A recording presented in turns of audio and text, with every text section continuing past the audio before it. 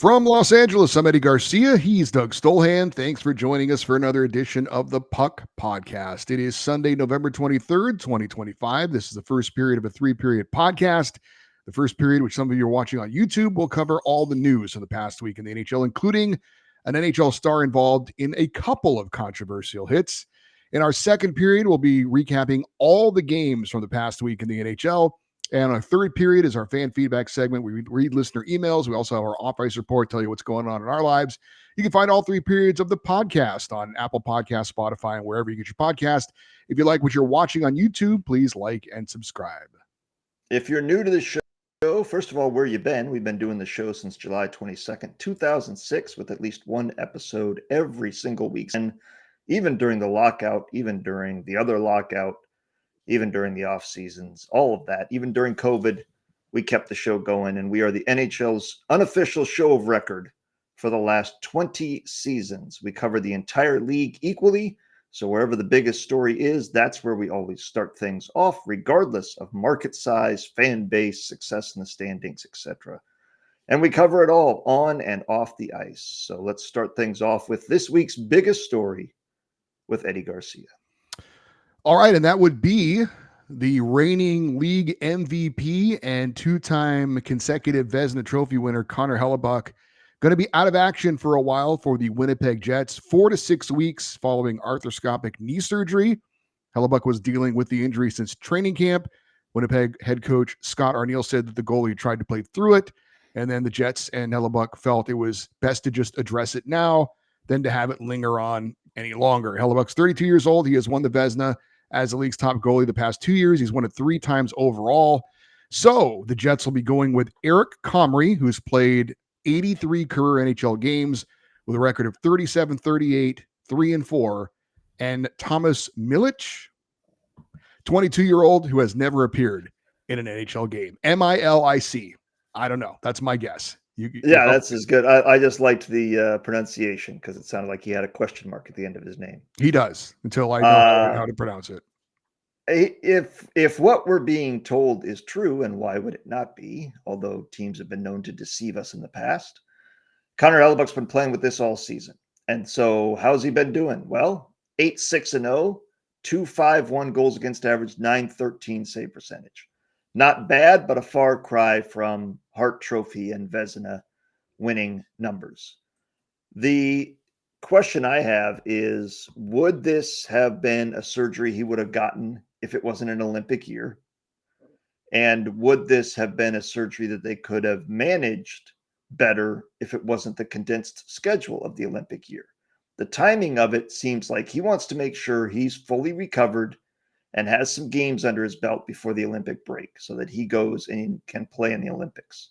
And the team seems to be fine with that. And then the other way he can sell it is, I want to be ready for the playoff push. I want to be at full strength for the playoffs. Because if this is something he's been playing through and been playing fairly well, then I just wonder if the schedule plays into his decision to get surgery rather than continue to play through it. But him being out for 4 to 6 weeks with a condensed schedule means he's going to miss more games than a normal season would. If he's out a month, he's back around Christmas. Nice gift under the tree for the Jets fans, or maybe under the menorah, depending on their faith. And if he's not, he's back soon after New Year. So again, a good gift for them just a little bit later than normal. Either way, he should be back by mid-January at the absolute latest.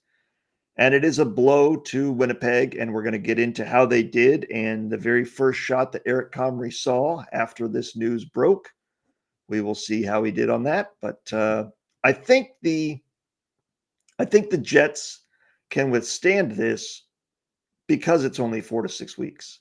If he was having surgery and he was out for the season, it's devastating news, and I think they would have to go out and address that with a trade or some kind of move because Eric Comrie is not good enough to get them where they want to be. So it'll be interesting to see how they play in these 4 to 6 weeks, but I just wonder how much this schedule and the Olympics played into his decision and the club's decision to have him undergo this surgery rather than continue to play through it. If he has in fact been dealing with it since training camp, that's 2 months that he's been dealing with this, and it hasn't seemed to limit him to this point. My guess would be that it's kind of all of the above. That the condensed schedule and wanting to be ready for the Olympics plays a factor in it. I think it probably was also something where, it's like, okay, let's see how it goes to start the season. We have this issue. I think I can play through it. Let's see how it goes. And they probably recognized, okay, it's definitely not going to get any better. And I'm, even if I were to take maybe just a couple of weeks off and just rest it. So let's just have the arthroscopic knee surgery, which is as knee surgeries go, and I've never had it before, but as knee surgeries go, it's a fairly routine procedure. It's going in there and you kind of clean things out. Minimally invasive, Right. My understanding, and we're not doctors, but my understanding is arthroscopic is more the insertion of some devices that can go and do rather than cutting you open. That's exactly what it is. Yes. Yeah. Yes. So I think I agree with you. I think it all played a factor in it. I think it's something that he can come back from and be effective. And I think the Jets will be able to withstand this while he's out. But it is obviously big news because it's the MVP of the league and it's one of the top goalies in the league. The risk is, God forbid, anything happened to Eric Comrie. And now you're going with a rookie as your starting goalie for weeks, potentially. And that would be the risk. And we'll see if they maybe make a move at that point if they go to get somebody, because there are teams in this league that have decent goalies in the minors right now. The Ducks have Ville Husso in the AHL, and I can see a team calling and saying, we desperately need a goalie. How would you like a 5th round pick for your AHL goalie, or a 4th round pick, or whatever it would be? And that kind of move happening. So if anything did happen, there are options out there, veteran options that can be stopgaps, but hopefully it doesn't come to that for Winnipeg. There's actually one NHL team right now that's carrying 3 goalies, and apparently they're planning on maybe doing this for a while. So I don't know if you know about that. We'll mention that when we get to that team a little bit later on, recapping the week. The other big story from the week was Dallas Stars forward Mikko Rantanen getting an automatic 1-game suspension after getting ejected from his 2nd game in a 3-game span for a hit from behind. He received a game misconduct in Tuesday's game for a violent hit into the end boards on the Islanders' Alexander Romanov, who's going to be out 5 to 6 months following right shoulder surgery. So he was ejected from that game, and the play was reviewed, and they upheld that decision. And then Saturday, he was ejected after hitting Matt Coronado of the Calgary Flames into the boards, where his face hit the dasher and he got cut open. The NHL Department of Player Safety chose not to have a hearing for Rantanen following this latest incident, according to sources. Instead, they have relied on Rule 23.6, which mandates an automatic 1-game suspension for any player who receives a total of 2 game misconduct penalties within 41 consecutive regular season games. He did it twice in 3 games. I think we all know Mikko Rantanen is not a player who has any kind of a reputation for being dirty. And maybe this was just 2 unfortunate incidences, but 2 really dangerous hits from behind. I don't know how he didn't get suspended for the first one for me. And if this turns out that this is just a 1-game suspension, I don't know. I told myself a long time ago I wouldn't be surprised by anything the NHL Department of Player Safety does, but I have to say I probably would be surprised if that's going to be the case. Well, I mean, we've been doing this show long enough that we've known Coley the Clown for years, Colin Campbell, and then we called it the department's Wheel of Justice, where they would it seemed completely random, their discipline for a player, whether it was no discipline or a 10-game suspension. But I don't know if you want to discuss both hits and the. We can discuss anything you want. Oh, that's true. It is our show. Yeah. I didn't really have a problem with the first hit because That is that's kind of a hit you see a lot. One, he was pushed into him.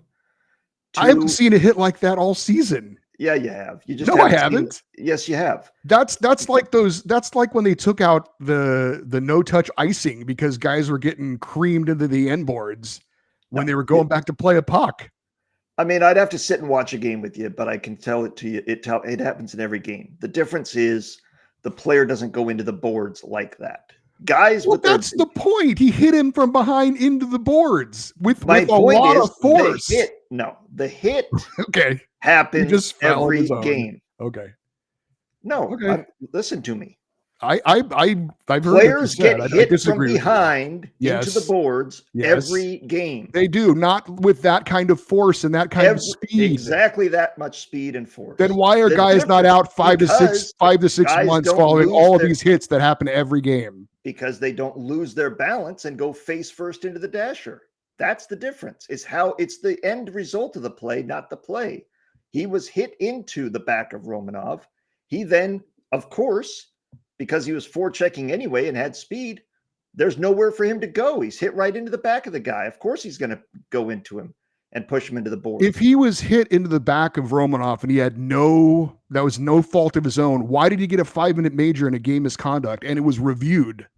because the guy was seriously injured. You're telling me you don't understand the NHL punishing the result and not the action? So you don't think he should have received a penalty on that play? No. Ultimately, because if the guy skates away, you're telling me that's still a 5-minute major? Why If Romanov does not get seriously injured, that's still a 5-minute major in a game misconduct. Yes. No, it's not. Because the league Matt wouldn't even stop Coronado the didn't game get to look Matt at it. Coronado No, now the didn't get Matt seriously Coronado injured. hit. Yes, he did. He came back and played. I think he may missed a shift. He's got a huge gash across his nose and is bleeding Yeah. profusely. He's not missing 5 to 6 months because of shoulder No, he's surgery. not. No, Yeah. he's not. But Yeah. that hit was much more dangerous. He was not pushed into Matt Coronado. It wasn't a forecheck at the end boards. It was in along the sideboards. There was no reason for it. There's no reason for him to hit Matt Coronado from behind on that one. Do He's you getting think pushed into Romanov. He has nowhere to go, and his momentum, he can't stop. Of course, your natural instinct is going to be to put your own arms up and try and brace the hit, which then looks like he's pushing Romanov into the boards. is he going to hit Romanoff regardless of this shove or whatever it is you think that he had? Is that's why he hit Romanoff because he was pushed from behind and lost his balance? That's why he hit Romanov as hard as he did. Yes. Okay. He would have gone in and absolutely hit him. And like every forecheck we see, but that's not going to drive him into the boards the way it did. Him being pushed in, now he's not in control of his own body and his momentum. He goes straight into the back of Romanov, who has no control over his body and momentum, and he goes slamming into the end boards, which of course don't give. It's like hitting a brick wall. So of course that it looks horrific. It's awful. I don't want to see that, but that's not the intention he had going in. Is I'm going to blow this guy up and end his season. There's no way. Now the Matt Coronado hit, he's skating in, and there's no reason for him to hit him as hard as he did. I don't know what he's thinking. That one he earned. That one is an absolute game misconduct. That one's an absolute warrant for a punishment because there's no reason for him to hit him as hard as he did. Okay, well, we disagree on the two hits. Do we agree that he should get more than one game for this hit on Coronado if you're just going to say that's the only one that he needs to be held accountable for? Well, it's the two hits within 3 days. The optics of it are obviously awful for the league. You just let this guy off basically because especially the timing of the penalty in the first one for the Islanders. It was at the end of the game. So him getting a 5-minute major didn't really impact that game because there wasn't 5 minutes left in the game. So it's not like it changed the outcome or he actually served a punishment. And then they let him off without any further punishment. They said that's enough. So the NHL looks bad for basically letting him come right back and play. And then 2 games later, he does the same thing, but worse, in my opinion, because there was no justification for the hit. And another guy gets injured, not as seriously, but he's got the big scar across the nose. He's wearing the full cage now. And yes, the NHL should have suspended him. I don't know about, he has no previous record that I know of for suspensions or transgressions, but that's 2 in a week. They couldn't overlook it. And I always thought it was an automatic suspension when you did that anyway. I didn't think it was up to the Department of Player Justice. I thought you get a major penalty like that, it's an automatic review, because when Leo Carlson got his major penalty earlier this season, they made an announcement that the league said there will be no further review of his uh, major penalty. He will not be further suspended. So I thought there was automatic review, not the league's decision. But either way, he definitely earns the 1-game suspension. I wouldn't have been shocked if it was 2, but I don't think it should have been more than 2. Okay, let's get to the injury news. We already told you about Alexander Romanov missing 4 to 6 months. Basically the season, yeah. Yeah. Flames rookie forward Sam Honzik reportedly going to miss the rest of the season following surgery for an upper body injury. Sabres defenseman Michael Kesselring has been hurt a couple of times. He's now going to miss multiple weeks with a lower body injury. Second time this season he's been out for a while. That's brutal, because that was, to me, one of the key pieces they got back for JJ Peterka, was a good, sound defenseman. And they haven't been able to keep him in the lineup long enough to reap the benefits. Josh Doan's worked out, but this has been brutal for them with the injuries with Kesselring. Kraken goalie Matt Murray out 6 weeks with a lower body injury. Maple Leafs moved defenseman Chris Tanev to long-term injured reserve. Forward Nick Waugh is out indefinitely with an upper body injury, and Brandon Carlo has been placed on injured reserve. There is good news for the Maple Leafs, though. Austin Matthews back skating and looks like he'll be back in the lineup before we talk to you next week on the show. Stars put forward Matt Duchene and forward Adam Ernie on long-term injured reserve. Boston defenseman Charlie McAvoy on IR following facial surgery after he took a puck to the face. LA Kings defenseman Drew Doughty on injured reserve with a lower body injury. He took a shot off his ankle. Blackhawks captain Nick Foligno on injured reserve. He took a slap shot off his hand. Minnesota forward Vinny Hinostroza week-to-week lower body injury, and forward Vladimir Tarasenko placed on injured reserve. And forward Ryan Hartman also week-to-week for Minnesota. Devils put forward Cody Glass on injured reserve. Second time this year he's been hurt. And then there's Eetu Listerainen for the Florida Panthers. He is week-to-week. Second week in a row we've had this happen. Well, you're going to have to tell me what the details are on this, because I didn't see the details. But we had Jack Hughes, of course, was the big story last week. Yep. Injured out at a steakhouse, not by a steak knife, but by a broken glass somehow. Yep. At a team dinner, and he's going to be out several weeks. Eetu Listerainen was injured in some sort of barbecue incident. That's all I know as well. And that's what Paul Maurice said. So what my point is that 2 weeks in a row, we've had a player in the NHL get injured dining. And I heard a show this week that said, I've canceled. The host said, I'm canceling my plans. I can't take that risk. That's a young man's game, going out to dinner, because it's ludicrous to like we said, we can all, you talked about the injuries that just happened.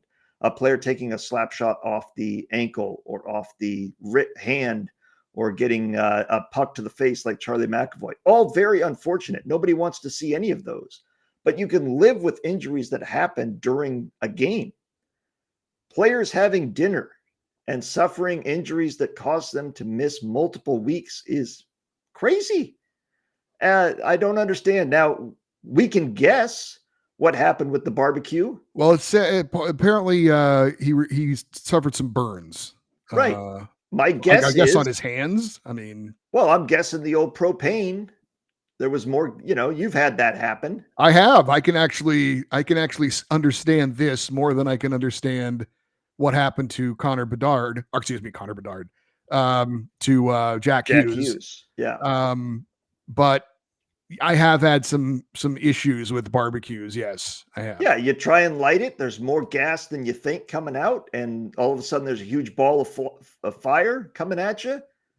Yeah, that's not that uncommon, I don't think, for propane. Now, I don't have a propane. I always use charcoal. But even then, I guess, you get the lighter fluid, the trail going back to the lighter fluid, and God only knows what could happen there, blow up in your hands. But Eetu Listerainen missing multiple weeks because he was barbecuing is crazy. Now, It reminds me of a years and years ago. Jackie and I used to love playing The Sims, and I think it was The Sims 2. And I had created a character that I was using, and I was playing this guy for what the equivalent of years within Sims, right? I had taken him through most of his life. And you get this guy and you're developing him. And he had a barbecue in the backyard. And I remember Jackie's watching me play, and he goes out to get a barbecue, and the barbecue catches on fire. And then the house catches on fire, and he ends up dying due to a barbecue. And I was devastated. And Jackie was laughing her ass off. And it was one of those things that we talk about for years. And whenever I get a new Sims character, she's like, don't let him get a barbecue, or make sure you put a smoke detector. And I always put it way away from the house now. But that just reminded me. That's the only barbecue injury incident that I know of, is a Sims character. But I know you had the ball of fire come at you and burn the hair off your arms. Luckily that was it, correct?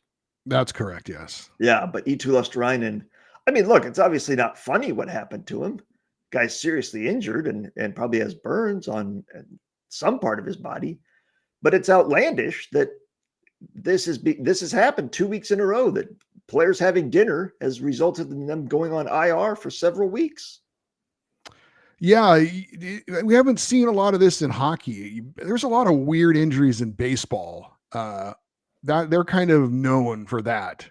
Yeah. I don't know. It's because they play so many games and they've got a lot of time on their hands. I have no idea. But there's always baseball always has the weirdest ones. And hockey usually doesn't have that many that I can recall. But you're right, 2 weeks in a row.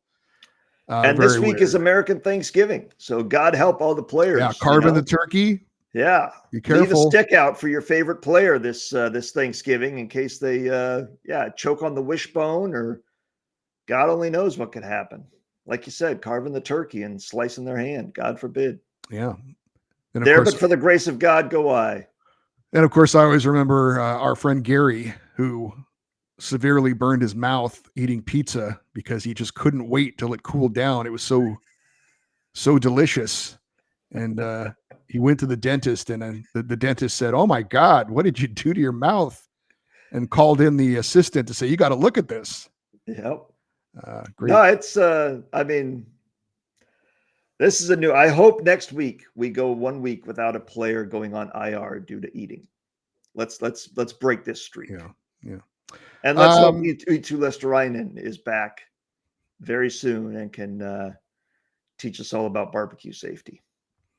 Only one bit of news involving a signing this week. The Winnipeg Jets agreed to terms with Adam Lowry, 5-year, $25 million deal, obviously $5 million per season. He's in his 12th year in the NHL. He has never played with any other team other than the Jets. As a matter of fact, he has been their captain since the 2023-24 season. I always screw that up. I always think for some reason it's Mark Scheifele, but it is, of course, Adam Lowry, who just came back from an injury of his own. I think it was off-season hip surgery, something pretty severe, and he just started playing again. Matter of fact, we'll mention him during our recap of the week in the NHL. He's 32 years old. He's appeared in 783 career games, 122 goals, 276 points, all with the Winnipeg Jets. Was he drafted by the Thrashers? Might have been.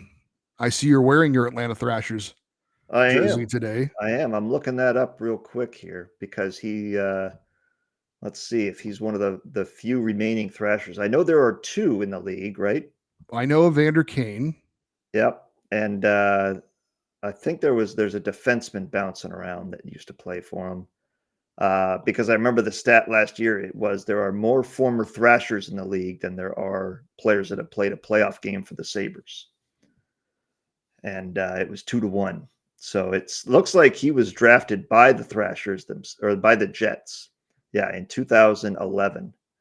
And I think that was their first year in Winnipeg. So he was one of the original Jets in their relaunch, but their captain and a guy that's obviously important to him, a depth role player, obviously at this point in his career, and will be for the next 5 years.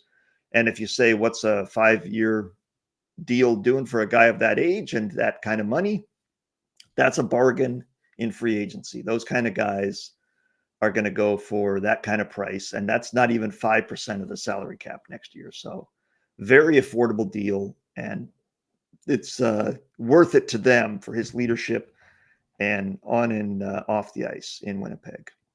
Double checking my work here, I did see that I missed that Alexander Texier signed a 1-year, $1 million deal with the Montreal Canadiens. This was after the, I believe it was the St. Louis Blues. Yeah, the Blues told him to haul ass. Yeah.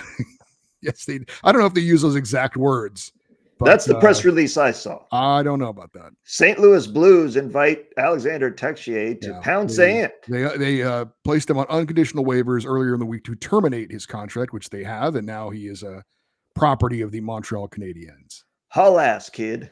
Yeah. What movie is that from? Don't know. It's from The Last Temptation of Christ. I don't think so.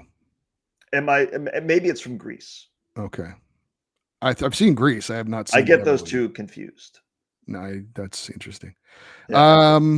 Anything that you can think of that perhaps I missed or did not include in this week's news portion of the show? It feels like we missed a signing or something. Well, the Kempe thing happened right before we were going on the air. No, that was last. Don't say that. Now I feel like I'm just saying. It feels like we are, but I trust you because you obviously keep a close ear and eye on the NHL. I try to, yes. So as I look back at it, no, I don't see anything there. I see that's what it was, and it wasn't really a signing. It was waivers, and for the same reason. The Sabres have invited Alexander Georgiev to get the hell out of town. Yeah, he's heading back to the KHL, I saw. Is that right? Yeah. The veteran goalie, formerly with the Rangers and the Sharks. Okay. Yep. They've told him haul ass. And so he's out of the league. I was wondering why they did that, but that makes sense. If he's got a deal waiting for him back in the KHL, then that makes sense. All right, then that will do it for our first period of the YouTube show. If you enjoyed it and you want to hear a lot more because we are recapping every game in the NHL of the past 7 days in our second period, then you need to check out the podcast, Apple Podcasts, Spotify, wherever you get your podcasts. If you're already listening to the podcast, it's coming right up. And if you're watching on YouTube, that'll do it. I'm Eddie Garcia. He's Doug Stolhand, and we'll talk to you next time with another edition of the Puck Podcast.